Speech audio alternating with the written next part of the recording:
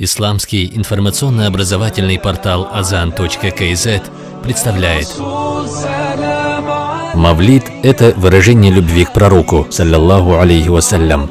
Рамазан аль-Бути, рахимахуллах.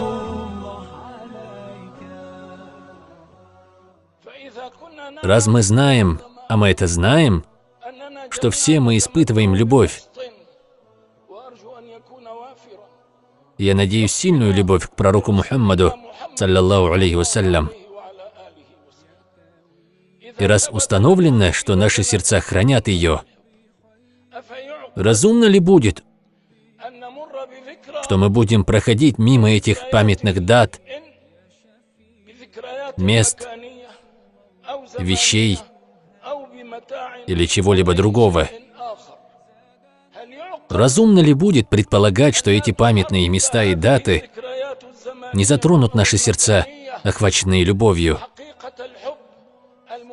Разумно ли будет считать, что эта любовь не превратится в страстное желание и тоску по объекту нашей любви, в которого мы уверовали, но увидеть которого нам не посчастливилось? Разумно ли будет это, о люди? Нет, это неразумно. Сильная любовь непременно должна охватить нас при наступлении того дня, когда родился посланник Аллаха, в день, когда Аллах известил, что делает его присутствие среди нас милостью для миров. О, субханаллах! Хорошо, в этих памятных местах и в эти памятные даты наши чувства приходят в волнение. Так может ли сильная любовь, бушующая в душе, может ли тоска, овладевшая сердцем, не проявляться внешне? Человеку будет трудно дышать от переизбытка этих чувств, если он никак их не проявит. Он должен непременно выразить их, должен освободить свое волнение, должен проявить свою тоску.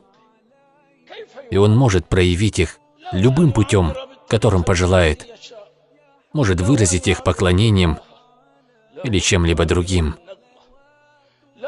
Может выразить постом, как это делал посланник Аллаха, саллаллаху алейхи вассалям. Он вправе выразить пыл своей тоски к пророку, алейхиссаляту вассалям, любым способом. Он может собраться с братьями, как сказал сподвижник. Давайте соберемся, чтобы укрепить свой иман. Он может встретиться с ними для чтения шамаиль, достоинств посланника Аллаха, алейхиссаляту вассалям, для чтения сиры, жизнеописания пророка, алейхиссаляту вассалям, для восхваления Аллаха, который направил к нам своего любимца Мухаммада, саллаллаху алейхи вассалям, в качестве посланника.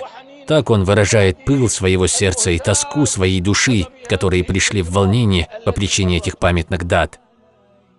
В таком случае, о рабы Аллаха, мы вправе, хотя нет, даже не то, что мы вправе, мы просто не можем не выразить нашу тоску, овладевшую нашими душами по причине этих событий, связанных с нашим пророком, саллаллаху алейхи вассалям, выразить ее любым путем, которым будет доволен Всевышний Аллах.